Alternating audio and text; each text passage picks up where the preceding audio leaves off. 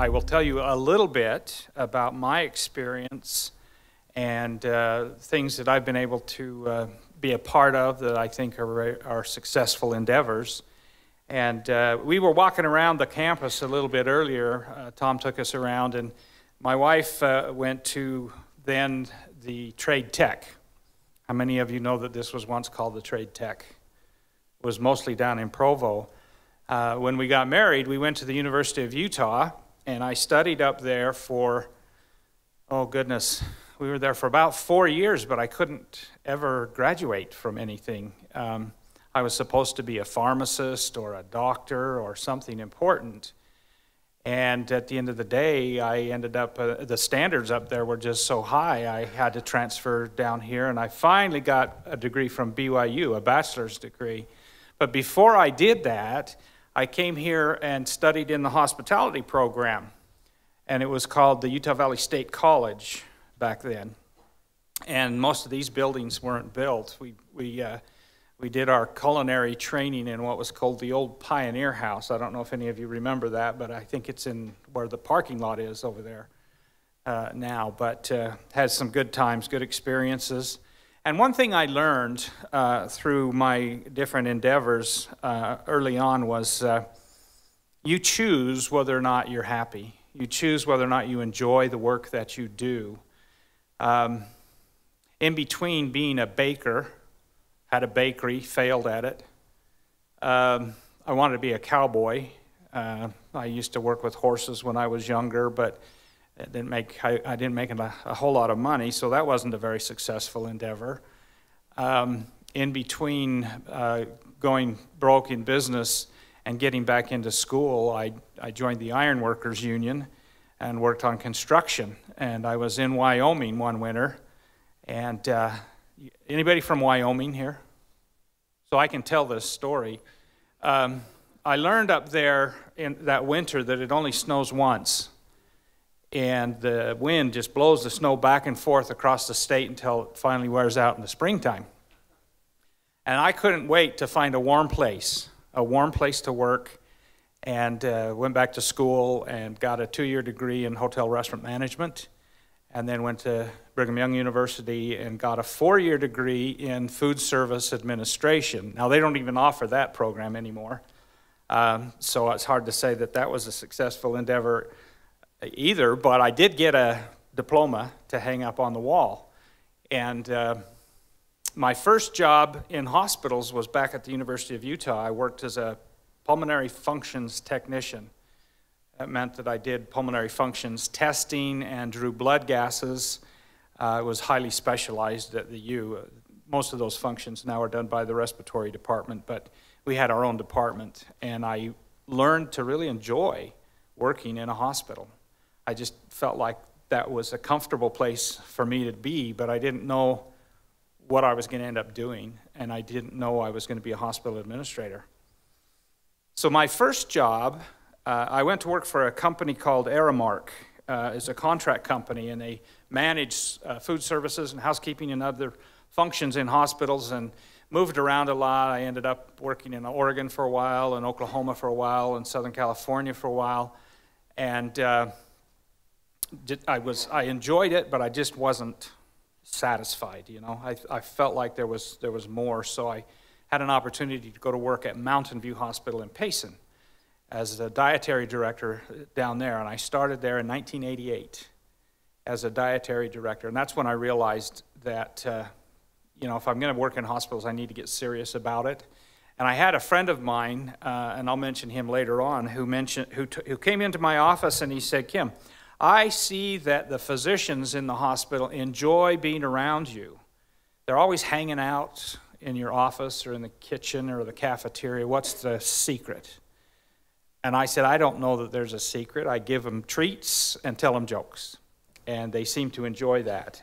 And he said, "Well, I would like you to start a physician relations program for me. Can you do that?" I had no idea what he meant, but I said, "Oh, absolutely, I can do that." So I studied. There wasn't the internet back then, but I studied on what a physician relationship program ought to be, and there really wasn't a whole, you know, there were not very many models, but I put one together, and I was fairly successful at it. And in fact, they asked me to do it at a number of hospitals in this area to kind of do the same thing. And I thought, I really like this. But if I'm going to get serious about it, I need to have the credential. And I'll talk about that in a little bit. So I went to the University of Colorado and got a master's degree in healthcare administration. So here's one idea that I want to make sure that you get. Success doesn't come, it's not a solo act. It's not a solo trip. You have to have a team in order to be successful. And I've been blessed to have a very good team. Good teams wherever I've worked. Some of them I've had to build myself, but the key is surrounding yourself with good people and instill in them some passion and some expectations that are clear, give them the tools they need, and then get out of their way and let them do their work. So let's talk a little bit about success.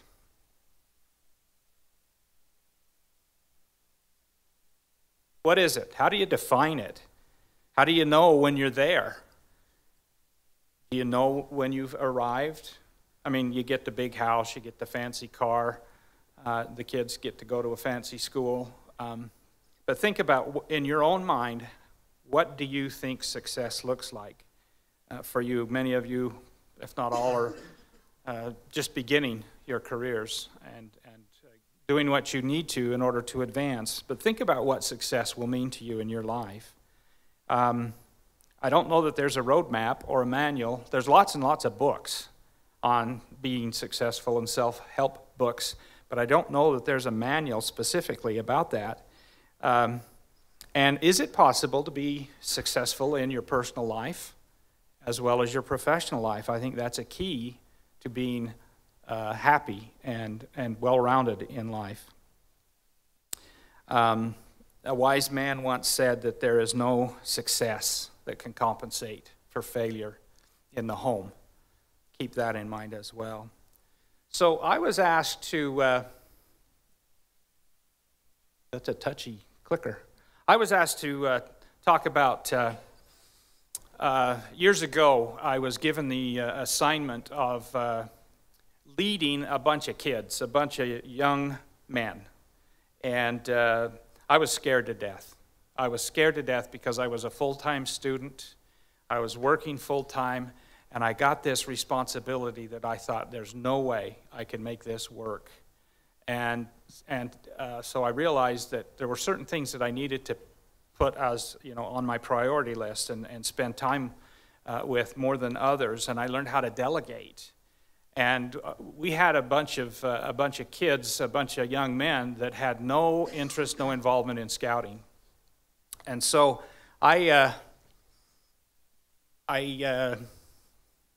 well, from starting with nothing, in about 4 years, we ended up with every boy that was eligible got an Eagle Scout award. We had an awesome Eagle Court of Honor. Anybody here got an Eagle Scout? Oh, lots of you, great. Well, we had a Court of Honor that was so cool. I mean, there were 15 of the boys, and I had Senator Garn, Jake Garn, come and talk to them about it. Now, he wasn't an Eagle Scout, but he had some awesome advice that he gave those boys. Had the mayor there. It was really cool. And I thought that was pretty successful. But it was a group of us that worked together to attain that. And because of that success, I was asked to do some training for people in similar situations about how do you make a scouting program go. And so I came up using my experience in scouting and the things that I had learned about that. I came up with these steps. You, first of all, know your duty.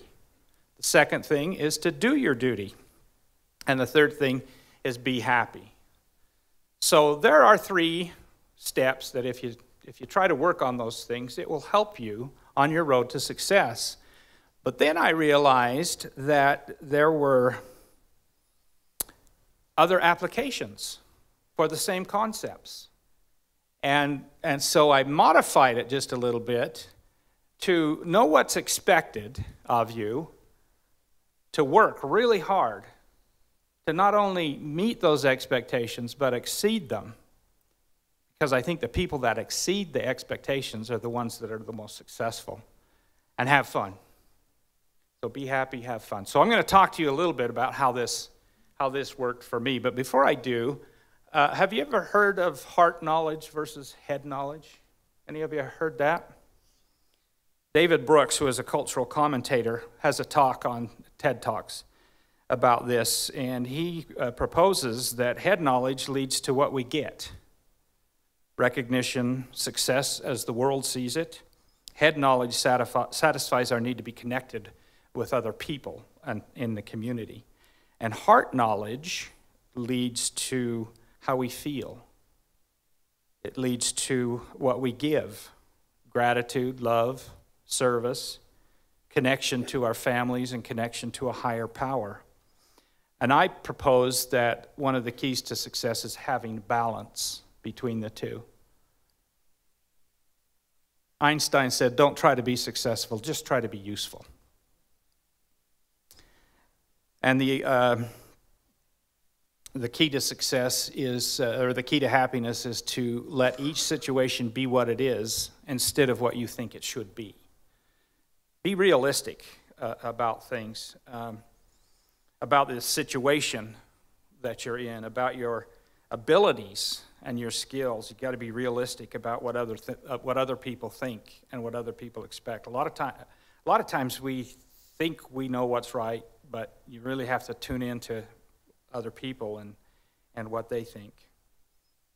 And remember, a saying that I learned a long time ago was, we judge ourselves by our intentions, but we judge others by their actions. So keep that in mind too. Richard St. John is a modern poet, and he had this in mind when he proposed that there were 8 keys to success. And I just want to give you some of these thoughts. He said the first one is passion. You need to love what you do. And I remember saying that I heard a long time ago, if you have a job you love, you'll never work a day in your life. Well, that's not really true. I have a job that I love, and it's hard work. It's hard work too, but I do love it. Work. You need to work hard. I like to say, don't be a workaholic, be a workaholic. And that's where the happiness comes in. You need to practice. Practice anything that is important to functioning in your role, because you can't be good at it unless you practice, whatever your endeavor is. You have to be focused. Warren Buffett was asked what the secret to his success was, and he said, I think it's just that I'm focused. Richest guy in the country, and that's his success, is just focused. You have to push. You have to push through shyness, push through insecurity and self-doubt. You have to provide service. You have to do something that is meaningful in order to be successful. And you need to ask all the time, how can I help? How can I make a difference to others? How can I help others succeed? You have to have good ideas. You need to be observant and listen, be curious, ask questions, look for innovative ways to solve problems, and make connections. And don't be afraid to learn from other people. And then finally, you have to persist. You have to persist through failure and crap. Now, I say crap because it stands for criticism, rejection, and an A word that I'm not going to say, but basically it means dealing with idiots, and pressure. You have to persist. Okay, let's talk about how do you find out what's expected of you. Well, there are lots of things that you have to have. Most leadership and management positions require some credibility, some demonstrated credibility. And how do you get the credibility? Well, you go to school. Most occupations, or a lot of them in leadership levels, require a demonstration of credibility and competence through certificates and diplomas and fellowship endeavors if you go beyond your master's degree. and positions in organizations or community or whatever it might be. That helps you establish credibility. Now, while you're pursuing those diplomas and things you put on your brag wall, you will learn from a lot of different sources what you're supposed to do. And there's thousands of textbooks written about how to be successful in whatever endeavor you've got. Now, this book on, that book right there, I'm going to tell you just really quick. That was written by Steve Walston. Steve Walston was one of the CEOs, in fact, he was the CEO that I worked for, who said to me, I want you to start a physician relations program, and got me started into the administrative areas. And then he kept piling on more and more projects. They were having troubles in the lab, and they gave me the lab to run. They were having a problem in imaging and asked me to run that. So pretty soon I found myself not just as a food service director, but I was an assistant administrator and then an associate administrator. And then as soon as I got the credential that demonstrated I had credibility, I became a chief operating officer. So Steve asked me to come and talk to the MHA group at the U, and I didn't know that he had written this book at the time. So when I got up to speak, I said, I'm not going to talk about anything that's in a book. In fact, I think textbooks are a waste of time. I was a little facetious and flippant about that. It's not really a waste. I mean, because, you know, the guys that write them and get $200 a pop for them when you buy them, they're doing really well. But I don't know how many times I've opened a textbook after I graduated. It takes up shelf space, and then it gets dusty, and then you end up throwing them away or giving them away or whatever. So I told him, I says, I'm not going to, you won't learn what I've got in your textbook. And then I looked down and I saw that Steve had written a textbook of this class was using. And I said, well, maybe I'm going to tell you some things that are important that you'll learn in the textbook. But what I really want to talk about is how do you apply the concepts that you learn in your daily activity and daily routine. And that's really the key, is application of the concepts. So lots of ways to learn what it is that's expected. Another way is by position descriptions, job descriptions, position summaries. What are the responsibilities? What education do you need? Experience do you need? Licenses, certification, training. In our job in healthcare, everybody, pretty much, not everybody, but 80% of our workforce has to have some sort of a certification or license in order to work there. And then, of course, job descriptions usually lay out your knowledge, skills, and abilities and behaviors. And all this time you're trying to build your resume because you just graduated and you're looking for a job. And that's the measure of credibility and what is expected. And that's the bare minimum. Once you get your job, you get an evaluation every once in a while.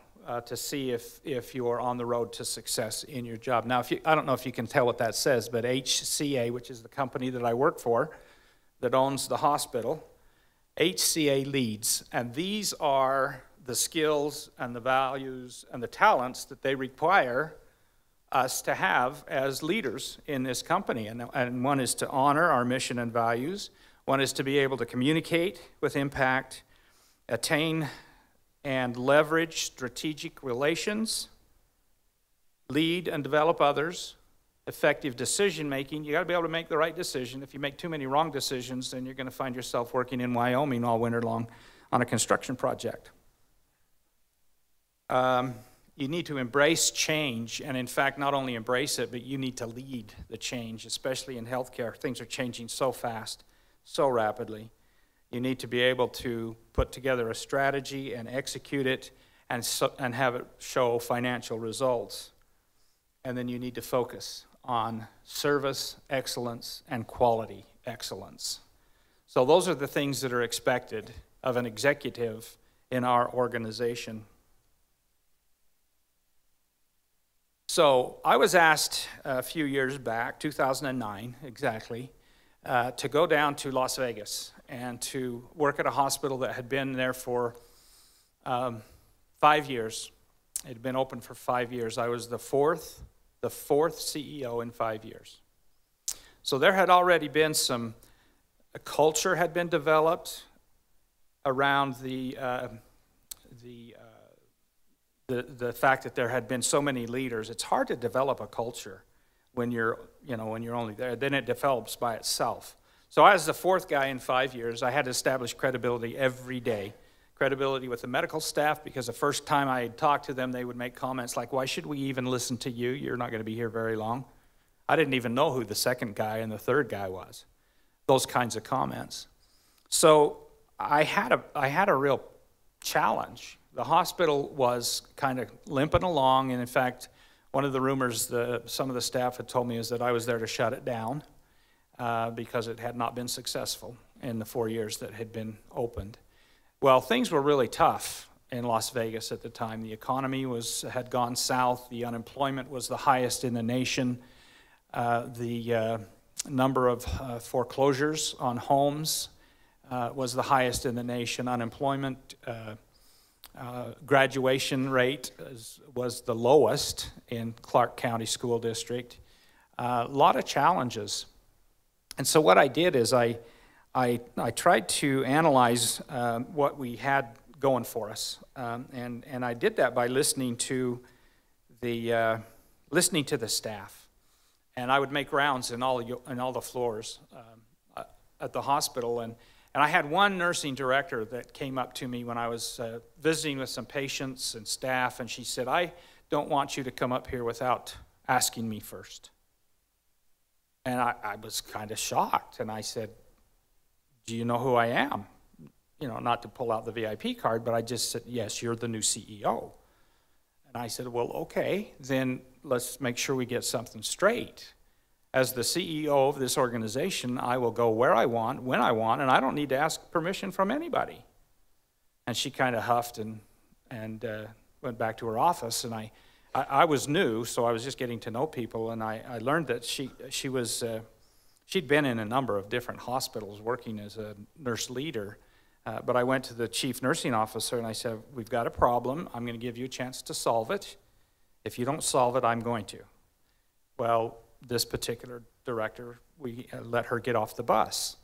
And in fact, in the first 12 months that I was there, we let half of the directors off the bus.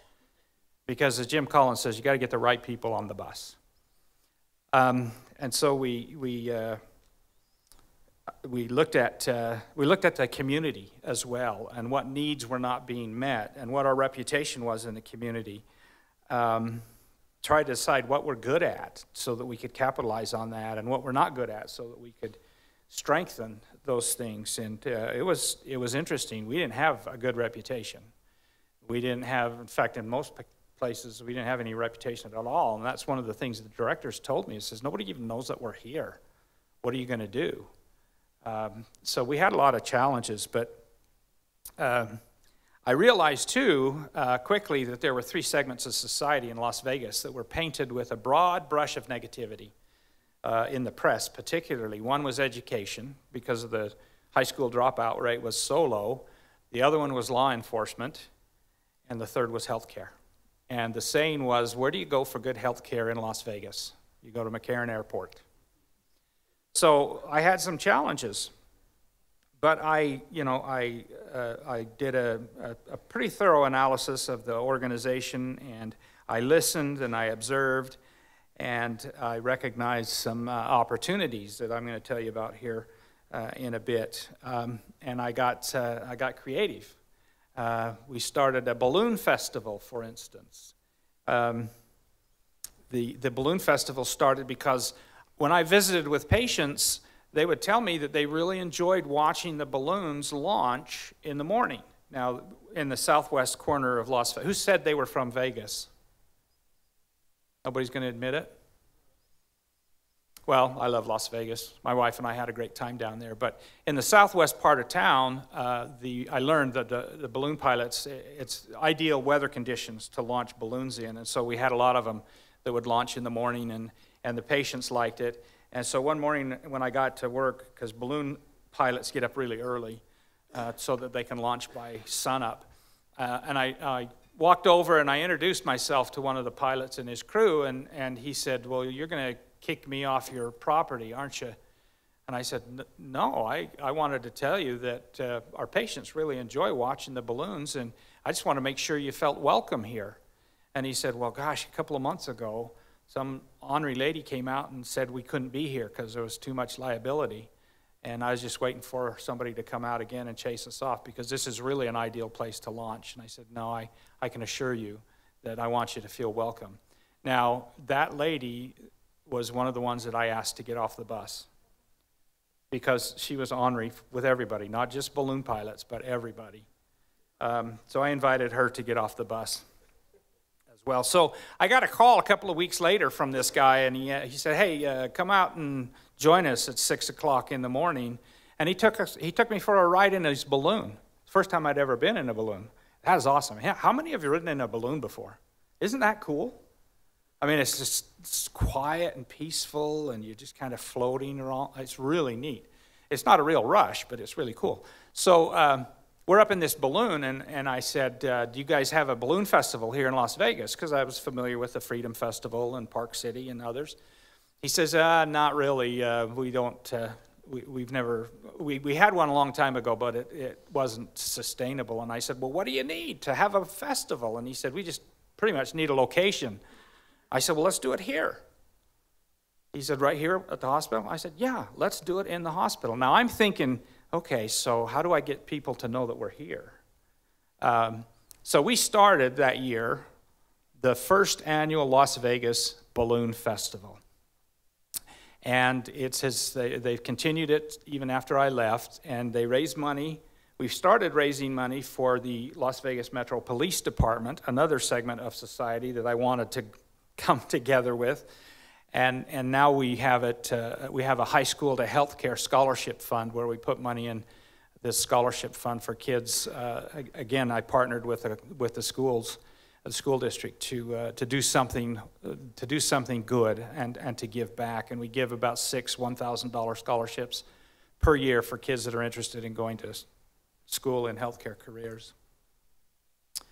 So college is just the beginning. I sidetracked just a little bit, but you got your job, your resume's looking good, you're learning what's expected. Now you have to exceed those expectations. And how do you do that?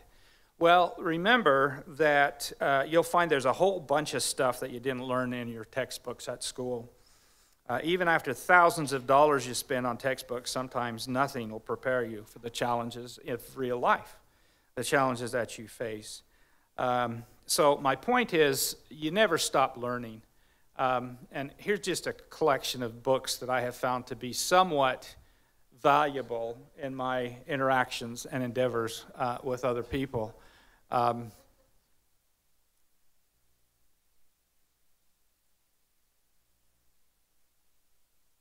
those have come in handy every once in a while. In fact, a couple of those with titles that are probably not repeatable in a large group. I take with me when I know I'm going into a contentious meeting. And it just kind of, I had an experience with a group of insurance executives and physicians. And I stopped in the middle of a discussion that was getting heated. And I said, you guys are talking about stuff that are way over my head. So I've got this little dictionary, if you don't mind, and I pulled it out. And I said, and then I think we ought to be a little bit more civil with each other. So I took out the 2 books, and I said, this is the guideline that I would like to use. And it broke the ice, okay? It kind of calmed things down a little bit, and we were able to get into some discussions that were meaningful. So in order to exceed expectations, I believe a real important part of that is giving back. And I want to show you a clip of this young man, Nambeen. His name is actually this long, but we call him Nambeen. He's from Madagascar, and this is a little bit of his story. So if you'll cue up that for me.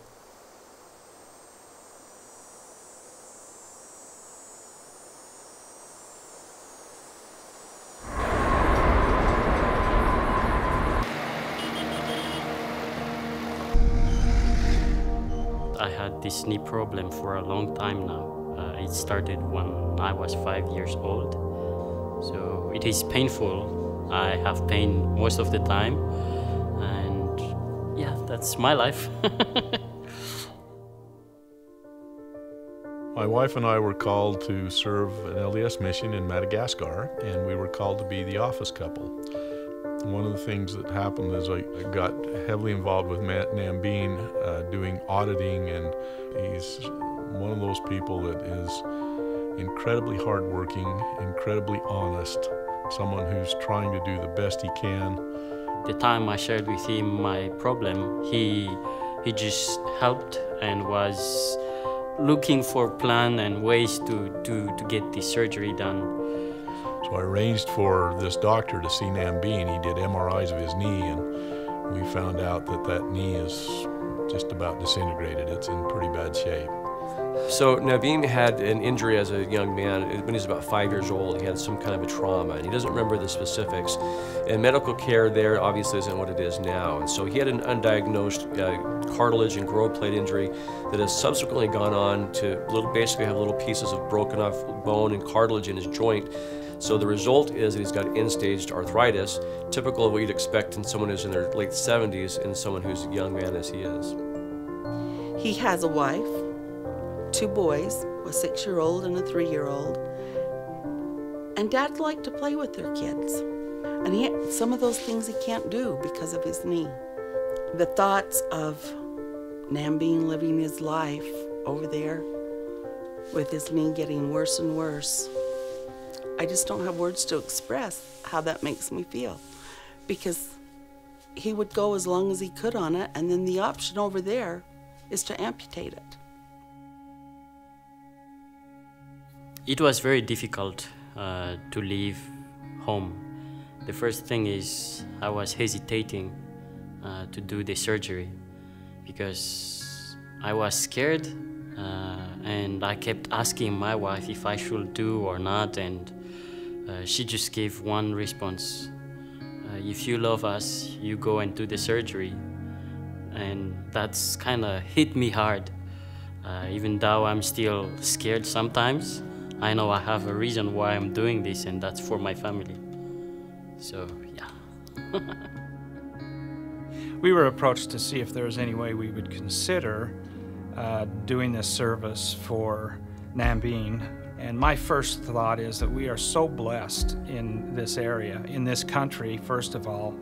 And I personally believe that one of the best ways that you can show your gratitude when you're blessed is to give back. And so when I learned about this opportunity and the missionary work that the Clowers had done and the work that they had done to try and get Nambeen over here, I thought we can definitely do our part.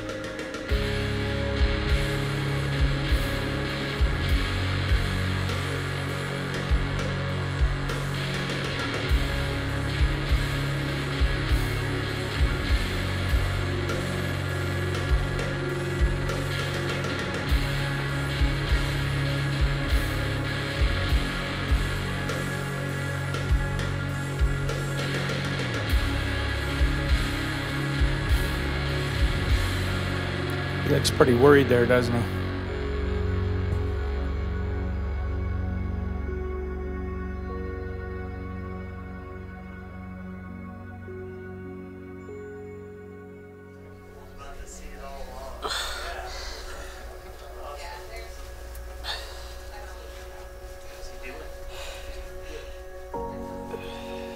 The physical therapy, it is going well. It's very difficult and painful, but I believe it's worth it. What motivates me is it's my family, you know. I'm doing all of these things for them, and I want to be in a good shape again, to be able to do all my duties and my responsibility as a father.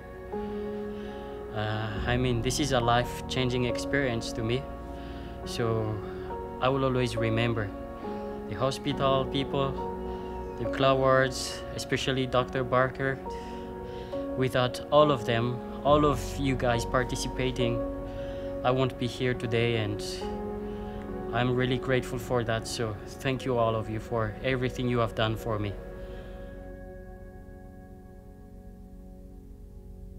So Nambeen is still recuperating, and he's planning on going back to his country next month in early April.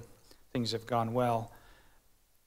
My point of this story is that you should never be too proud to learn from other people.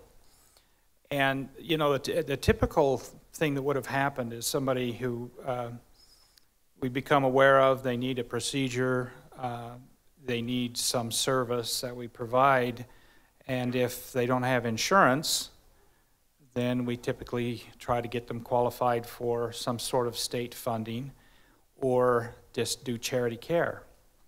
I got a call from the doctor's office, and he explained to me the situation. Now, the Clowards that were in there, they had organized a number of people to sponsor him, to get money to bring him over here. And Dr. Barker had agreed to do the procedure for free, but they were struggling with how could they pay for the hospital services that included radiology, anesthesiology, physical therapy, labs, you know, the whole gamut. And they were struggling to find some way to get this done. And the easy thing to do in a situation like that, because if you're focused only on profitability and the finances, you just say, no, there's no way we can do that, because that's not the way our health system works. Our healthcare system's pretty messed up when you think about it from a financial perspective. And I said, you know what, I think we can find a way to do that. And went to work. I had to call Senator Hatch's office to help get his visa so that he could come here and get the service. And the fact that what we did as a team, all of us, not just the hospital team, but everybody around to help this guy, taught me a lot. And that is never be too proud to figure out a way to help people. Never be too proud to listen. I have an acquaintance, well, a coworker that I worked with that he thinks he's really important. He thinks that the Red Sea should part for him sometimes. And I was at a meeting with him with a bunch of other executives, and there were actually 3 of us that were over hospitals in Las Vegas. And I was sitting at the front of the room. It was the first time I'd met with this group, and so I was, it was my introduction to the team as one of the executives of the hospitals. And he went on and on and on and on about something, and I'm just trying to drink it all in and didn't want to appear stupid because I didn't understand what he was talking about. And so the lady who was my boss and his boss turned to me and she said, Kim, I would like to know what you think about what he just said. And I said, well, I wish he would use small words in short sentences so that I could understand. Don't be afraid to admit that you don't know everything. I go into a room of people in a meeting and I know I'm not the smartest one there. And I guess if one thing that I've learned is I've developed pretty good listening skills. Sheila might not agree with that, but you need to listen. You need to listen as much as you can. But I'm proud of the fact that we helped make somebody's life a little bit better by figuring out how we can help him and how we can serve. So here's some stories or some illustrations of our balloon festival in Las Vegas.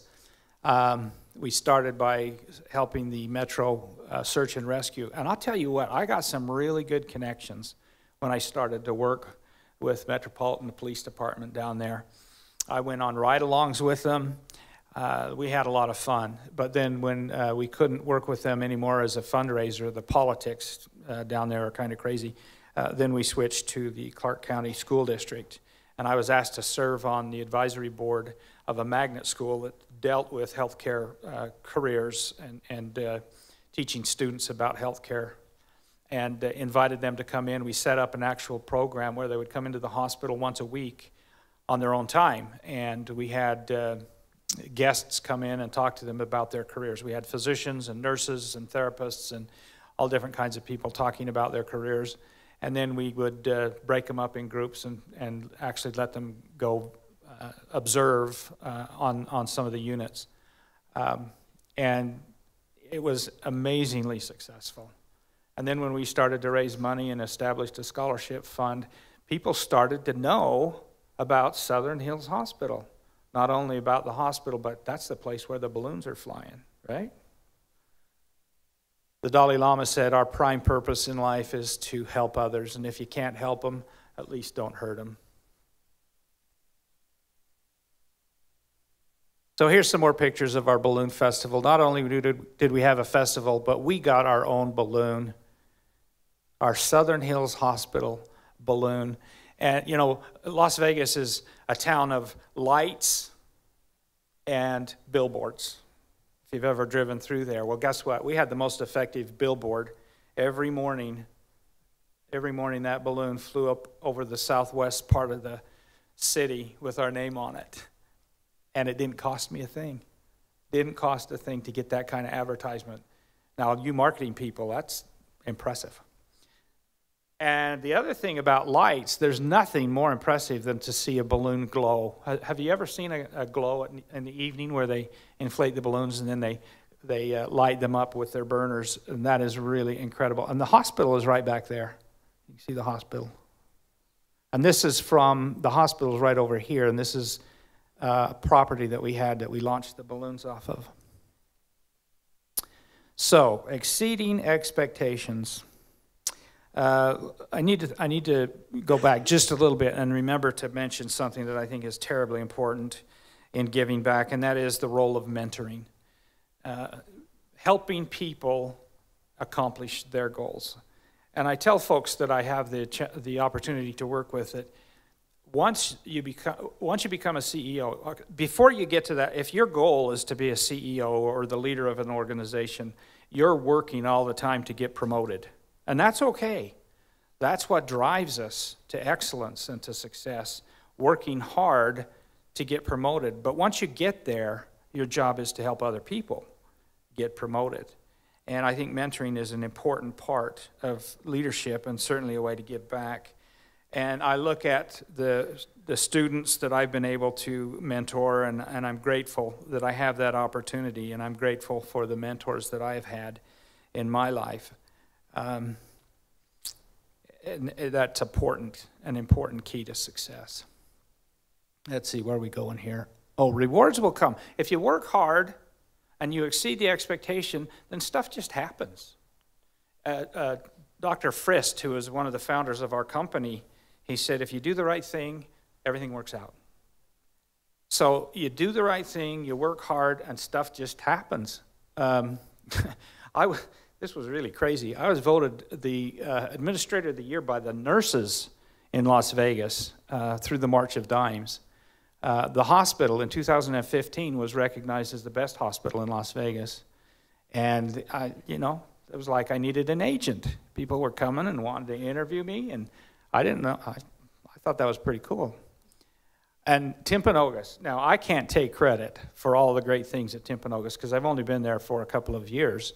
But I do know that if you have a great team that are passionate about being excellent at what they do and giving back and going the extra mile, good things come. This is our brag wall. This is all the trophies and recognitions that we've received in the last few years over at Timpanogos.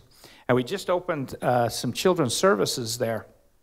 We are the first hospital in the state of Utah outside of primary children's to have a pediatric intensive care unit. People told me we were crazy to do that. I was actually challenged by important people. That's nuts. But guess what? It's working. As Tom mentioned, we had to figure out what we could do, what strategy we could execute to make sure we remained viable as our competition increased. And one of the things that we figured out is, we could do more with kids. And this county has a lot of kids and lots of births. So we beefed up our women's and children's services. We hired physicians to be on site all the time, and it's worked out really well. And I got to hurry Okay, so here you go to work hard. Now that's me with a hazmat suit on, if you wonder, with my good friend Dr. Upinder Singh. We were designated as the Ebola destination hospital in Las Vegas. Now that's not a recognition that you want, but we did what we could to get prepared to take care of those patients. And be cautious, because you can get caught up in your work, and if you really love it and you're passionate about it, you can spend too much time at work. Have fun. That's my team celebrating. They came up with this down in Vegas. They put my picture on a candy bar and passed it around, and there was a golden ticket in there for a reward and recognition. I didn't know they were going to do that. We had a problem with dress code adherence, and so we dressed up with dress code violations and walked around and gave people a test and said, how many dress code violations can you see? That was our ugly sweater contest. I didn't have an ugly sweater, but I had some ugly pants I wore for Christmas. That's an executive team meeting that happened on the same day as the eclipse, and we didn't want to miss that, so we conducted our meeting outside with our eclipse glasses on. We celebrated Jody's clean desk for a change. She actually cleaned it. This is Bruce right here. He's kind of the clerk in the ED, and he was recognized as our first Trailblazer Award winner, and that's his team in the ER. And he goes the extra mile all the time, and we wanted to recognize people for that. And this one, we hit a bunch of elves around the hospital having a game, and Jody, my assistant, she said, well, nobody's going to hide one in administration. So I was telling Sheila about it, and that night she said, well, let's make a costume. So I bought some red sweats, and she made the little collar, and that morning I went in early and climbed up on the filing cabinet behind her desk and scared her to death when she came in, actually. We had a CFO that was leaving, but he was always hounding us about expense control and making sure that we're not spending too much money. And we had a need for new chairs, some of the directors. And so on a holiday weekend, Sheila and I went around and gathered up all the oldest, grodiest, cruddiest chairs we could find and went in and stole all the chairs from our directors and put these old, ugly chairs with a note thanking them about understanding the importance of keeping costs down. Some of them thought it was funny, some of them didn't. So as I wrap up here, Tom, we're got to stop, right? Okay. As I wrap up, keep your priorities straight.